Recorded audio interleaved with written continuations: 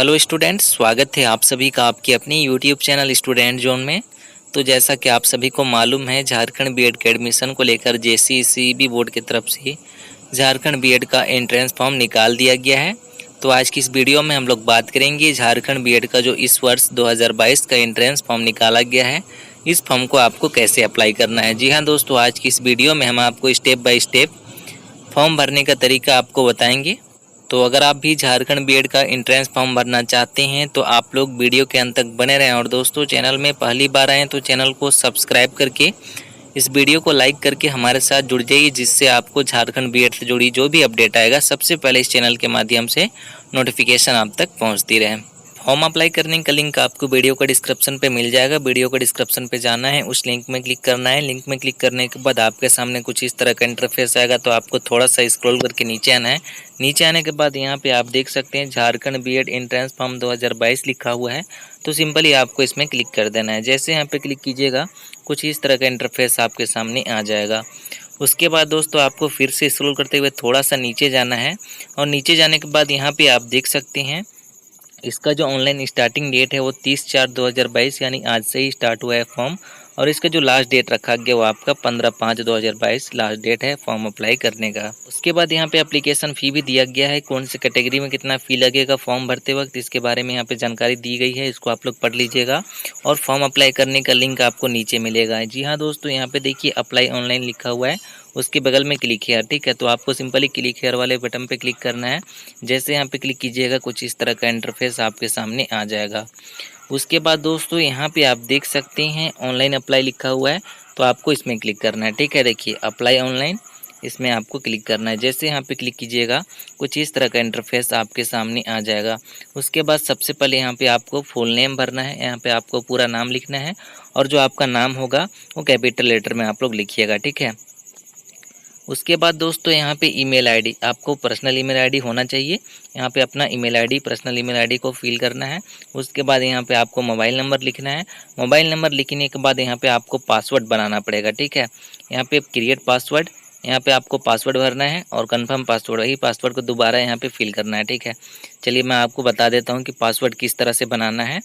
तो यहाँ पे देखिए, यहाँ पे बोला गया है कि आपका जो पासवर्ड है वो 8 कैरेक्टर का होना चाहिए, यानी 8 अंक का होना चाहिए। जैसे आपका नाम राजू है तो आर कैपिटल होना चाहिए, उसके बाद ए स्मॉल, जे स्मॉल और यू स्मॉल, ठीक है। राजू @123 इस तरह से बना सकते हैं। ये 8 कैरेक्टर का हो गया।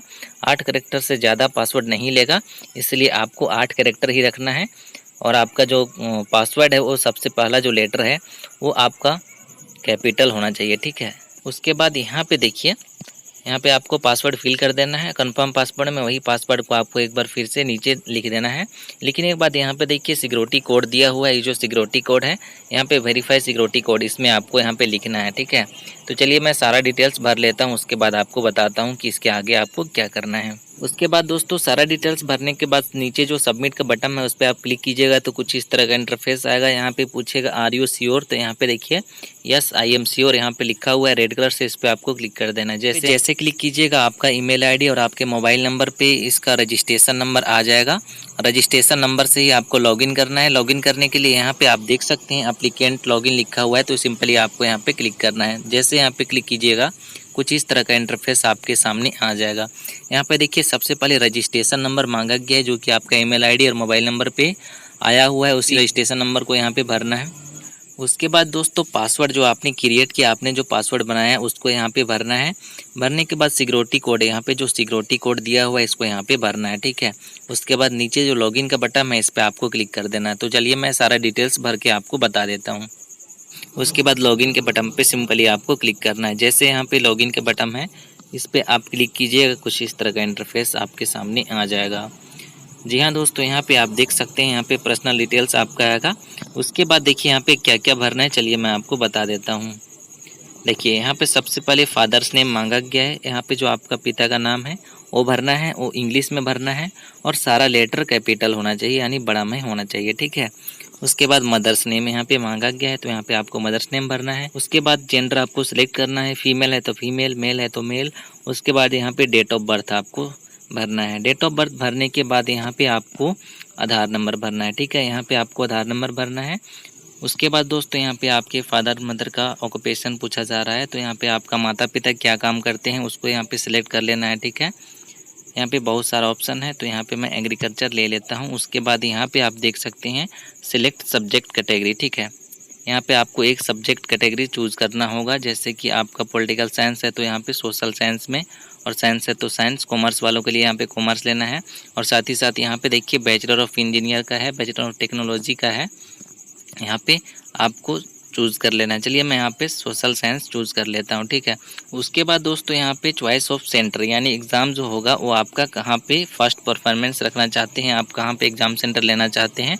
तो यहाँ पे दो परफॉर्मेंस पूछा गया है, फर्स्ट और सेकंड। ठीक है, तो यहाँ पे आपको दोनों चूज़ कर लेना है। यहाँ पे मैं पहला रांची रख लेता हूँ और दूसरा यहाँ पे मैं जमशेदपुर रख लेता हूँ। ठीक है, उसके बाद यहाँ पे आप देख सकते हैं रिजर्वेशन डिटेल्स यहाँ पे मांगा गया है। तो सबसे पहले यहाँ पे बोला गया है कि is permanent local of Jharkhand state. ठीक है, तो यहाँ पे आपको यस कर देना है। ठीक है, उसके बाद दोस्तों यहाँ पे रेसिडेंशियल स्टेटस पूछा गया है, तो यहाँ पे देखिए इसमें आप क्लिक कीजिएगा और झारखंड के जितने भी अभ्यर्थी हैं वो permanent resident of Jharkhand state, इसमें आप लोग क्लिक कर लीजिएगा। ठीक है, ये क्लिक करने के बाद यहाँ पे आप देख सकते हैं सेलेक्ट कैटेगरी। ठीक है, यहाँ पे आपको अपना कैटेगरी चूज़ करना है, ST SC general OBC BC1 BC2। तो यहाँ पे मैं ST ले लेता हूँ। ठीक है, उसके बाद यहाँ पे पूछा गया है कि अगर आप आदिम जनजाति से हैं तो यहाँ पे आप सेलेक्ट कर सकते हैं। ठीक है, तो यहाँ पे आदिम जनजाति नहीं है तो इसको मैं यहाँ पे अदर्स कर देता हूँ। ठीक है, उसके बाद दोस्तों यहाँ पे देख सकते हैं सब कैटेगरी पूछा गया है। तो अगर आप ये सर्विसमैन है, PH है, तो यहाँ पे आप लोग देख लीजिएगा, और आपने NCC कर रखा है या फिर यहाँ पे डिफेंस में आपने कुछ किया है तो यहाँ पे आप लोग इसको देख के आप यहाँ पे टिक कर दीजिएगा। ठीक है, तो मेरा इन सब में कुछ नहीं है तो यहाँ पे मैं छोड़ देता हूँ। उसके बाद यहाँ पे पूछा गया है कि ग्रेजुएशन आपने कौन सी यूनिवर्सिटी से किया है, झारखंड के स्टेट से किया है या फिर बाहर से किया है, तो यहाँ पे यस कर देना है। अगर आप झारखंड से किए हैं, झारखंड की कोई भी यूनिवर्सिटी से किए हैं तो यस कर दीजिएगा, और बाहर से किए हैं तो नो कर दीजिएगा। ठीक है, उसके बाद यहाँ पे आप देख सकते हैं क्वालिफिकेशन डिटेल्स यहाँ पे आ गया है। क्वालिफिकेशन डिटेल्स में यहाँ सबसे पहले एग्ज़ाम दिया हुआ है। ठीक है, इंटर UG एग्ज़ाम, यानी यहाँ पे आपको ग्रेजुएशन का लिखना है। ठीक है, और कौन सी यूनिवर्सिटी से पास किए ये लिखना है। उसके बाद देखिए रिजल्ट स्टेटस, यहाँ पे आपको बता दें कि पासेड लिखना होगा। ठीक है, पासेड अभ्यर्थी इसमें अप्लाई कर सकते हैं, तो यहाँ पे आपको पासेड दिखाना होगा। ठीक है, उसके बाद यहाँ पे मार्क सिस्टम है, तो मार्क सिस्टम में यहाँ पे देखिए परसेंटेज है, तो परसेंटेज ले लीजिएगा। तो यहाँ पे आप लोगों को रोल नंबर मांगा जाएगा, तो यहाँ पे आप लोग ग्रेजुएशन का रोल नंबर डालिएगा। ठीक है, उसके बाद ईयर ऑफ पासिंग कब पास किए। ठीक है, और कितना % था यहाँ पे आपको लिखना है।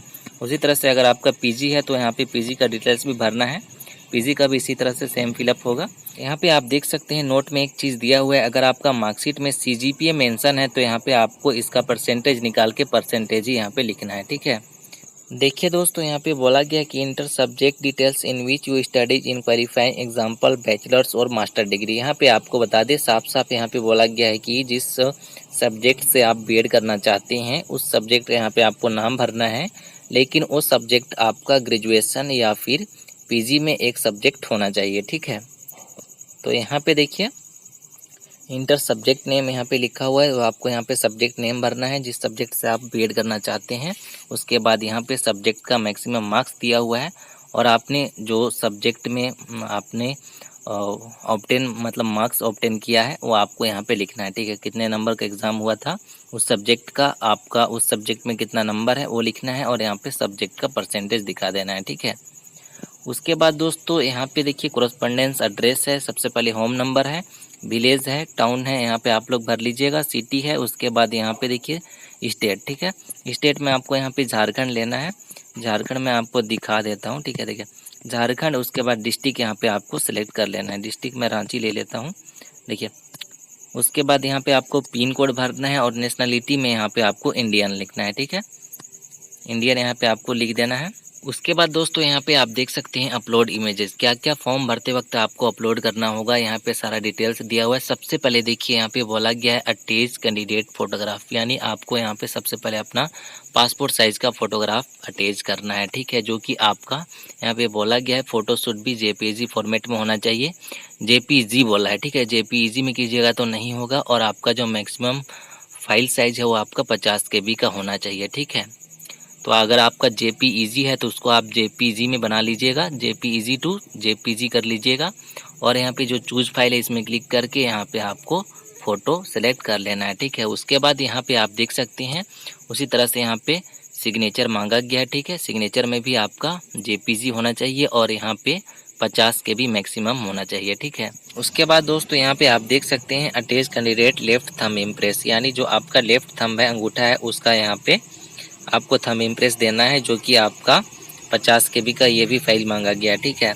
यहाँ पे आप लोग जो पेड आता है उससे आप लोग कर लीजिएगा वाइट पेपर में और उसको यहाँ पे अपलोड कर दीजिएगा, ठीक है। उसके बाद दोस्तों यहाँ पे बोला गया है कि देखिए यहाँ पे ध्यान दीजिएगा, लिखा गया है कि सबसे पहले attach class 10th marksheet plus graduation degree, ठीक है। यहाँ पे आपको बता दें मार्कशीट का 10th का मार्कशीट, 12th का मार्कशीट और ग्रेजुएशन का मार्कशीट। अगर आपका PG है तो आप PG का भी मार्कशीट यहाँ पे डालिएगा और साथ ही साथ आपका जो NCC सर्टिफिकेट है अगर आपके पास तो ये डालिएगा, और आपके पास डोमिसाइल सर्टिफिकेट है तो वो भी डालिएगा, और कास्ट सर्टिफिकेट आपके पास है जातीयवासी तो इसको भी डाल दीजिएगा, ठीक है। और साथ ही साथ यहाँ पे आपको बता दें कि यहाँ पे जितना भी डॉक्यूमेंट मांगा गया है वो आपको एक ही सिंगल PDF बनाना है, ठीक है। यहाँ पे देखिए बोला गया है कि इन सिंगल PDF फाइल, एक ही PDF बनाना है और इस PDF फाइल को यहाँ पे अपलोड करना है, ठीक है। और आपका जो PDF फाइल होना चाहिए वो आपका मैक्सिमम 5 MB का होना चाहिए, ठीक है। तो यहाँ पे जो डॉक्यूमेंट मांगा गया है मैट्रिक, इंटर और ग्रेजुएशन का वो आपका PDF फाइल होना चाहिए। साथ ही साथ यहाँ पे डोमिसाइल यानी आवासीय और जाति, अगर आपके पास PH कैंडिडेट है तो आप PH सर्टिफिकेट भी दे सकते हैं, NCC है तो NCC, जितने भी सर्टिफिकेट है वो आप लोग यहाँ पे इसका PDF बना लीजिएगा एक ही फाइल में और यहाँ से अपलोड कर दीजिएगा, ठीक है। उसके बाद यहाँ पे देखिए डिक्लेरेशन है, इसमें आपको क्लिक करना है। यहाँ पे क्लिक करके देखिए मैं आपको बता देता हूँ, सारा डिटेल्स भरने के बाद सारा यहाँ पे जितने भी फाइल मांगा गया उसको अपलोड करने के बाद यहाँ पे डिक्लेरेशन में क्लिक करना है। क्लिक करने के बाद यहाँ पे जो सेव का बटन है इस पे आपको क्लिक कर देना है। तो यहाँ पे जैसे आप सेव के बटन पे क्लिक कीजिएगा आपका जो फॉर्म है वो फिलअप हो जाएगा। उसके बाद दोस्तों सारा डिटेल्स देख लीजिएगा और देखने के बाद आप लोग पेमेंट कर दीजिएगा। पेमेंट करने के बाद इसको प्रिंट आउट ले लेना है। यहाँ पे मैं आपको बता देता हूँ कि मेरे पास सारा डिटेल्स नहीं है, इसलिए मैं आप लोगों को यहाँ पे सारा फॉर्म फिलअप करके नहीं बता पा रहा हूँ। लेकिन दोस्तों मैंने आपको समझा दिया कि आपको किस तरह से फॉर्म अप्लाई करना है, कौन कौन से कॉलम पे क्या क्या डिटेल्स भरना है। तो उम्मीद करते हैं आपको जानकारी अच्छी लगी होगी। अच्छी लगी तो इस वीडियो को लाइक कीजिए और दोस्तों इस वीडियो को अपने दोस्तों के साथ ज़्यादा से ज़्यादा शेयर कर दीजिए।